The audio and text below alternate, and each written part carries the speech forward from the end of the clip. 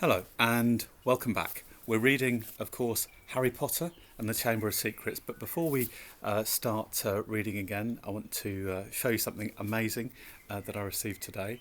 I went into work today and found a present from a student. It's a Hogwarts crest. Absolutely fantastic.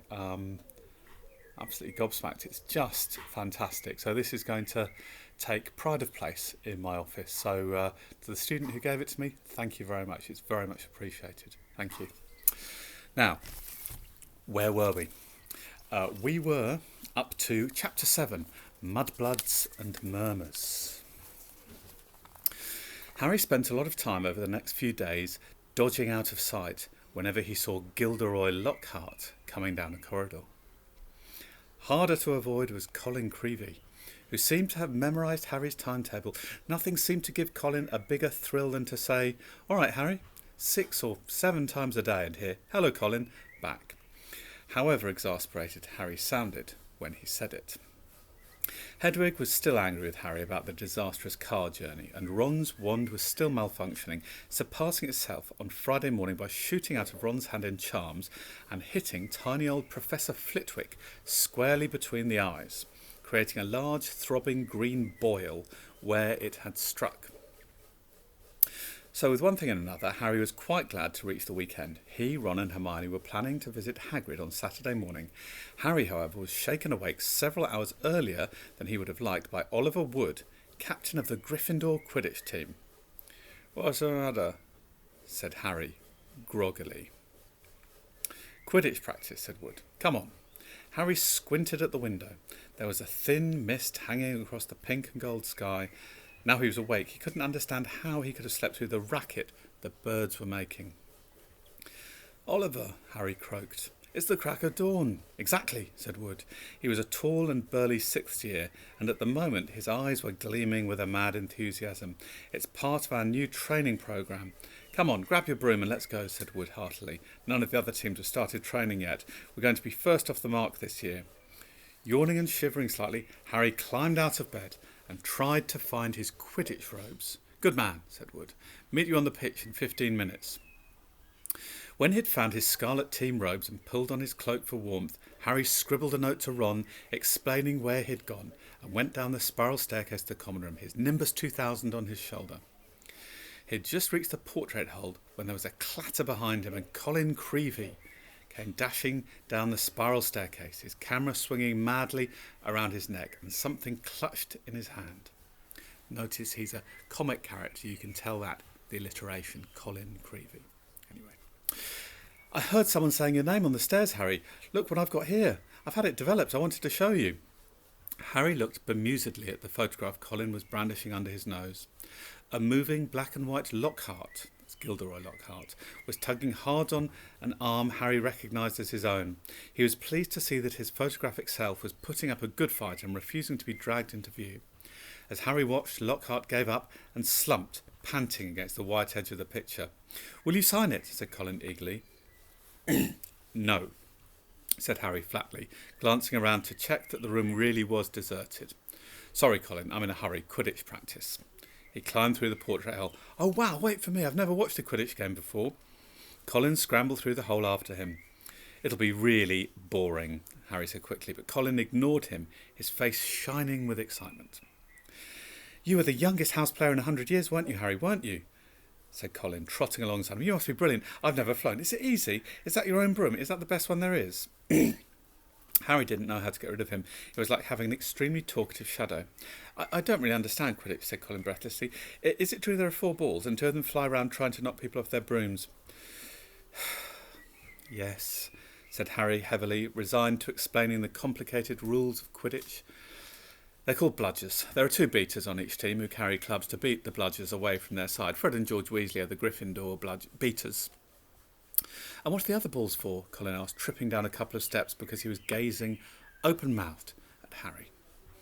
"Well, the quaffle, that's the biggest red one, is the one that scores goals. 3 chasers on each team throw the quaffle to each other and try and get it through the goalposts at the end of the pitch. There are 3 long poles with hoops on the end. And the 4th ball is the golden snitch," said Harry. And it's very small, very fast and difficult to catch.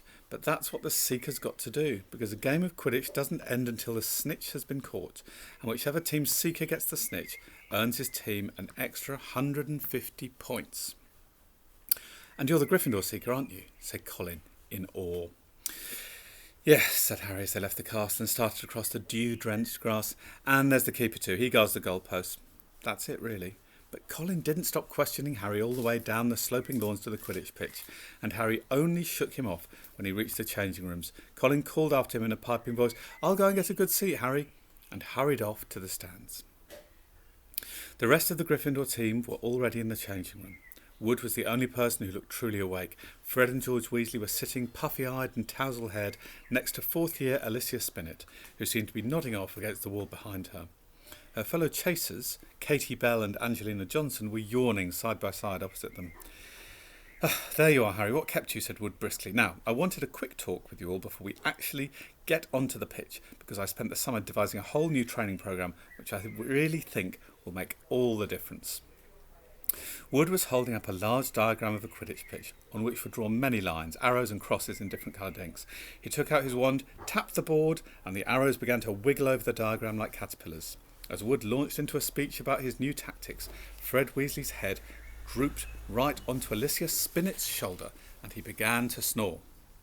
The first board took nearly 20 minutes to explain, but then there was another board under that, and a third one under that. Harry sank into a stupor as Wood droned on and on. "So," said Wood at long last, jerking Harry from a wistful fantasy about what he could be eating for breakfast at this very moment up at the castle, "is that clear? Any questions?" "I've got a question, Oliver," said George, who had woken with a start. "Why couldn't you have told us all this yesterday when we were awake?" Wood wasn't pleased. "Now listen here, you lot," he said, glowering at them. "We should have won the Quidditch Cup last year. We're easily the best team, but unfortunately, owing to circumstances beyond our control." Harry shifted guiltily in his seat. He had been unconscious in the hospital wing for the final match the previous year, meaning that Gryffindor had been a player short and had suffered their worst defeat in 300 years. Frankly, they should have had a substitute, I think, but anyway. Wood took a moment to regain control of himself. Their last defeat was clearly still torturing him. "So this year we train harder than ever before. OK, let's go and put our new theories into practice," Wood shouted, seizing his broomstick and leading the way out of the changing rooms. Stiff-legged and still yawning, his team followed. They'd been in the change room so long that the sun was up properly now, although remnants of mist hung over the grass in the stadium.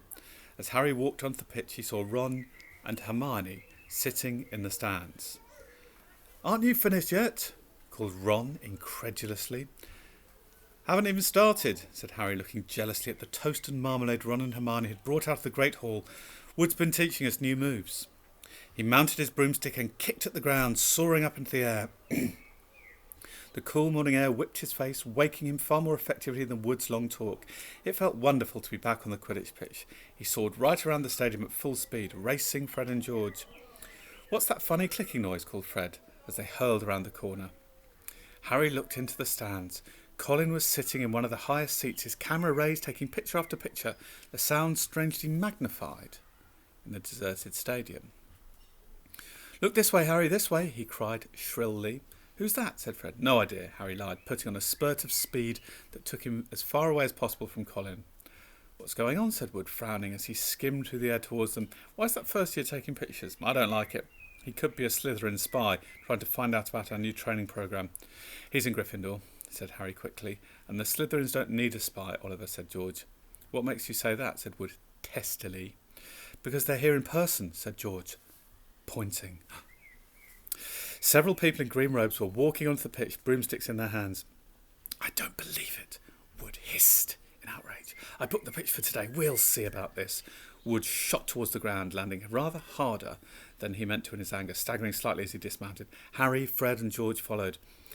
"Flint," Wood bellowed at the Slytherin captain, "this is our practice time. We got up specially. You can clear off now."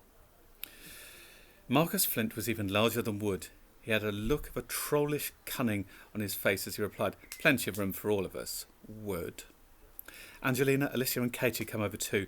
There were no girls on the Slytherin team, who stood shoulder to shoulder facing the Gryffindors, leering into a man. "But I booked the pitch," said Wood, positively spitting with regret. "I booked it." "Ah," said Flint, "but I've got a specially signed note here from Professor Snape." And he read it. "I, Professor S. Snape, give the Slytherin team permission to practice today on the Quidditch pitch, owing to the need to train their new seeker." "You've got a new seeker?" said Wood, distracted. "Where?" And from behind the 6 large figures before them came a 7th, smaller boy, smirking all over his pointed face. It was Draco Malfoy. "Aren't you Lucius Malfoy's son?" said Fred, looking at Malfoy with dislike. "Funny you should mention Draco's father," said Flint, as the whole Slytherin team smiled still more broadly. "Let me show you the generous gift he's made to the Slytherin team." All 7 of them held out their broomsticks. 7 highly polished brand new handles and 7 sets of fine gold lettering spelling the words Nimbus 2001 gleamed under the Gryffindors' noses in the early morning sun. "Very latest model. Only came out last month," said Flint, carelessly flicking a speck of dust from the end of his own. "I believe it outstrips the old 2000 series by a considerable amount. As for the old clean sweeps," he smiled nastily at Fred and George. They were both clutching clean sweep 5s, sweeps the board with them. None of the Gryffindor team could think of anything to say for a moment. Malfoy was smirking so broadly his cold eyes were reduced to slits. "Oh, look," said Flint. "A pitch invasion." Ron and Hermione were crossing the grass to see what was going on. "What's happening?" said Ron. Ron asked Harry. "Why aren't you playing? What's he doing here?"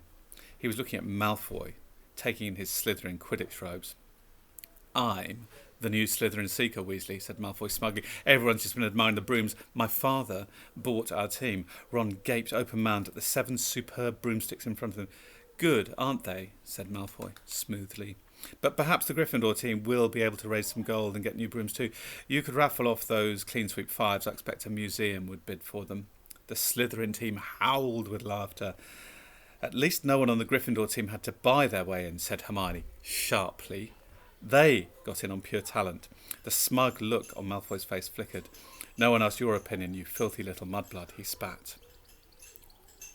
Harry knew at once that Malfoy had said something really bad because there was an instant uproar at his words. Flint had to dive in front of Malfoy to stop Fred and George jumping on him. Alicia shrieked, "How dare you!" And Ron plunged his hand into his robes, pulled out his wand, yelling, "You'll pay for that one, Malfoy," and pointed it furiously under Flint's arm at Malfoy's face. A loud bang echoed around the stadium, and a jet of green light shot out of the wrong end of Ron's wand, hitting him in the stomach and sending him reeling backwards onto the grass. Ron, are you all right?" squealed Hermione. Ron opened his mouth to speak, but no words came out. Instead, he gave an almighty belch, and several slugs dribbled out of his mouth onto his lap. The Slytherin team were paralysed with laughter. Flint was doubled up, hanging onto his new broomstick for support. Malfoy was on all fours, banging the ground with his fists. The Gryffindors were gathered round Ron, who kept belching large, glistening slugs. No one seemed to want to touch him.